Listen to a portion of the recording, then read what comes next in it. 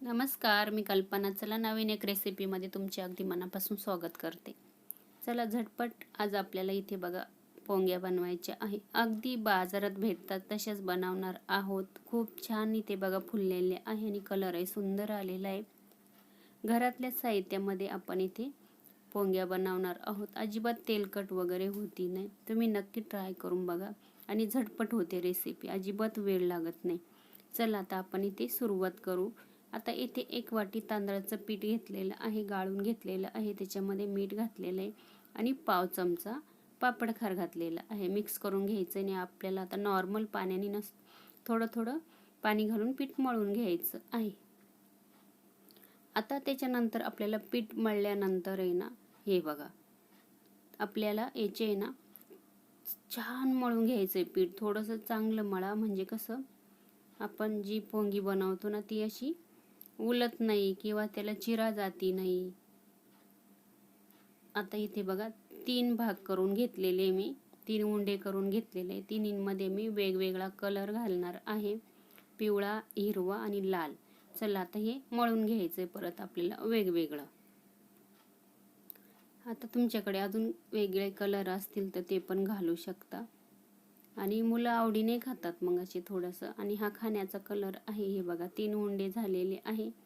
आता आपण काय करू, त्याला आहे ना थोडंसं मध्ये आहे ना असं होल पाडू, म्हणजे कसं ते थोडंसं आतमध्ये पण शिजतात. हे बघा या पद्धतीने. आणि त्याला थोडंसं आता इथे मी काट्या चमचा किंवा मग सुरी घ्यायची आहे आणि त्यांना पण आपल्याला अशी बाजूंना पण होल द्यायचे, म्हणजे कसं आतमध्ये ना थोडंसं त्याला वाफ लागेल आणि शिजेल.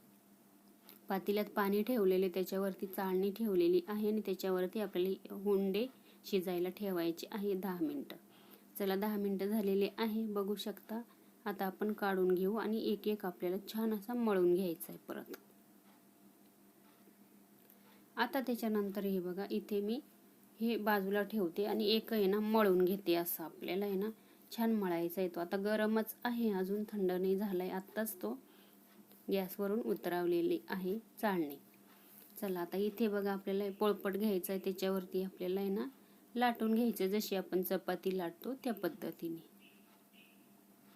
हे बघा आता इथे लक्षात येतं की आपलं पीठ पण छान शिजलेलं आहे आणि जेवढं आपण पीठ छान मळू ना तर अजिबात आहे ना त्याला आहे ना जास्त आहे ना असं कडेला आहे ना चिरा वगैरे पडती नाही. हे बघा. चला आता इथे कशाही आकाराचा तुम्ही लाटू शकता. आणि असं आता इथे बघा मी ही पट्टी घेतलेली स्केल, त्याने आहे ना आपल्याला अशा पट्ट्या काढून घ्यायच्या आहे. हे बघा, हे बघा इथे पण दुसऱ्या साईडला काढून घेते, म्हणजे आपला सारखाच आकार येईल. आता बाजूचं आपल्याला काढून घ्यायचं आहे.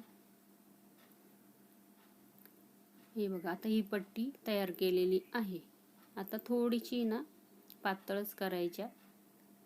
आता इथे बघा हा पेन घेतलेला आहे मी. आता त्याने बघा ह्या पद्धतीने असं त्याच्यावरती ठेवायचं आणि सुरीने कट करायचं आणि इथला हा भाग आहे ना तो असा दाबून द्यायचा. हे बघा. आणि हलक्या हाताने पुढे काढून घ्यायची. बघू शकता. आता तुम्ही छोट्या मोठ्या करू शकता. हे बघा. चला परत मी एकदा करून दाखवते. बघू शकता ह्या पद्धतीने अशी ठेवायची पट्टी आणि वरून असा पेन ठेवल्यानंतर इथलं हे तोंड कट करून इथे दाबून द्यायचं. आता तुम्ही इथे मार्कर पेन पण घेऊ शकता. आता मी काही मार्कर पेननी करते, काही याने करते, काही छोट्या मोठ्या. चला सगळ्या करून घेतलेल्या आहे.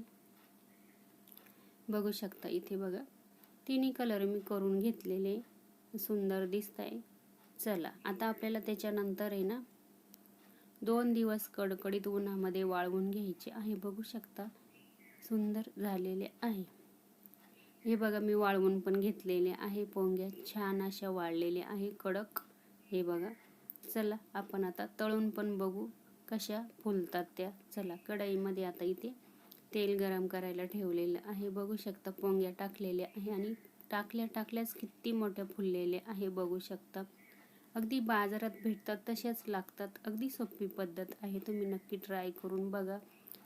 चला व्हिडिओ कसा वाटला, आवडला असेल तर लाईक करा, शेअर करा, सबस्क्राईब करा आणि व्हिडिओ बघितल्याबद्दल खरंच मनापासून खूप खूप धन्यवाद.